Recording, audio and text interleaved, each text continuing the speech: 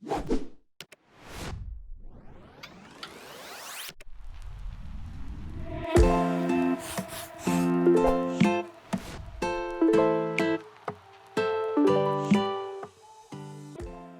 tu as un coup de gueule apparemment. Oui, j'ai un coup de gueule envers les médias mainstream. Donc voilà, il y a 2 pages, je vais essayer d'être rapide. Je me permets de prendre la parole tout en sachant pertinemment que je ne vais pas me faire des amis dans mes propos, mais ne seront choqués que ceux qui se sentiront visés. Voici un document que vous connaissez tous et toutes, et pour ceux qui l'ont oublié, je vous invite à le réapprendre par cœur. Quels sont vos devoirs en tant que journaliste?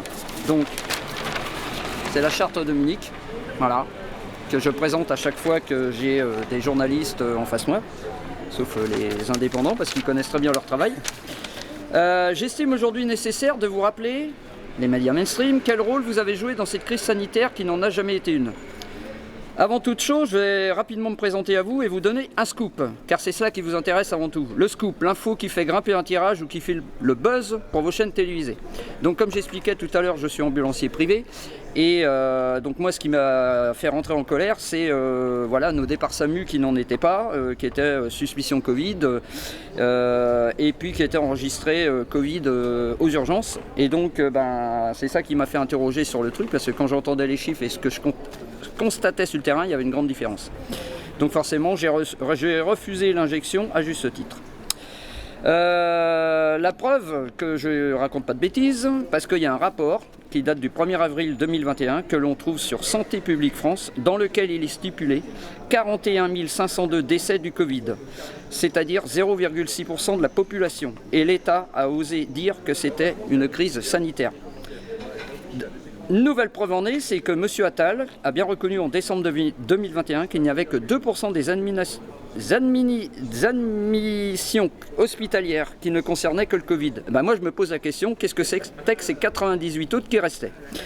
Pendant 2 ans, vous, les médias mainstream, vous avez donc diffusé des informations faussées, des chiffres revus à la hausse afin d'engendrer la peur, afin de forcer la population à se rendre dans des vaccinodromes parce que vous suiviez des directives d'État ou de vos rédacteurs en chef. À aucun moment, vous n'avez vérifié la moindre information sur les dépêches que vous puissiez à droite et à gauche, ou qu'on vous ordonnait de publier. Et pourtant, vous auriez dû. Rappelez-vous, le 23 octobre 2019, juste avant qu'un pangolin, mordu par une chauve-souris, s'échappe par la fenêtre d'un laboratoire, à quel point vous êtes rendu ridicule. Souvenez-vous de cette information sur laquelle vous êtes tous jetés sans vérifier quoi que ce soit. On a retrouvé Xavier Dupont de Ligonnès.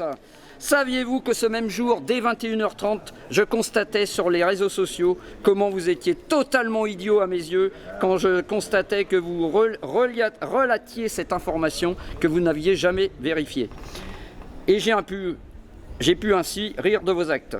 Il vous a fallu attendre le lendemain vers midi pour constater votre erreur et l'avouer à demi-mot en vous cherchant mille et une excuses.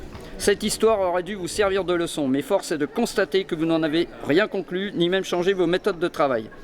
C'est plus un job que vous faites, mais du copier-coller sans chercher, sans douter, sans réfléchir, sans investiguer.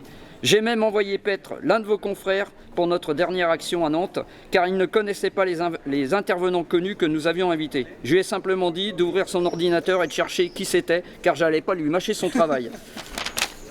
Cette charte de Munich que je vous ai montrée vous impose différents devoirs que vous n'avez jamais suivis. Et je peux me permettre de vous en distribuer si vous ne savez pas de quoi je parle, car j'en ai toujours avec moi.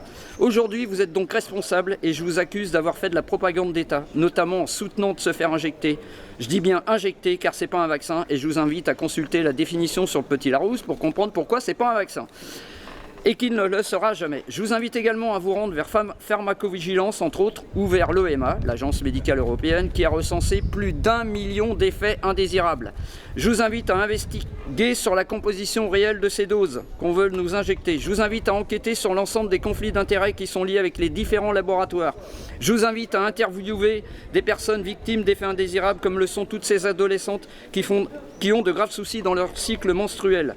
Je vous invite à faire votre rôle, celui que vous n'auriez jamais dû quitter, informer, publier et laisser l'opinion publique faire son propre avis. Vos équipes de rédaction, vos directeurs de publication, vos responsables vous empêchent de diffuser la vérité. Eh bien faites comme nous les soignants suspendus, bravez l'interdit et défiez-les. Osez contrer vos hiérarchies, osez par un mouvement de grève, car vous le faites bien quand il s'agit de défendre vos salaires. Faites-le aussi pour vos droits et vos devoirs. Rebellez-vous comme nous l'avons fait dès le début, comme le fait le peuple qui peu à peu prend conscience des mensonges. Osez dire qu'on a confiné, qu'on a masqué, qu'on a privé nos libertés, qu'on a forcé à se vacciner, qu'on nous a suspendus parce que tout repose sur des mensonges. Gardez bien en tête que lors du procès de Nuremberg, des êtres humains ont été jugés, condamnés pour crimes contre l'humanité, mais également des journaux, des directeurs, des journalistes qui ont bien diffusé la propagande nazie et tous ceux qui ont également été condamnés pour complicité de crimes contre l'humanité, car obéir aux ordres n'a jamais été excusable. Grâce à votre plume, cet instrument sera toujours plus forte que l'épée. Et aujourd'hui, je vous invite à vous battre avec cette arme, cette plume qui en sortira toujours victorieuse. N'oubliez pas, et je vais conclure là-dessus, que lorsque le mensonge prend l'ascenseur, la vérité prend l'escalier, mais elle finit toujours par arriver.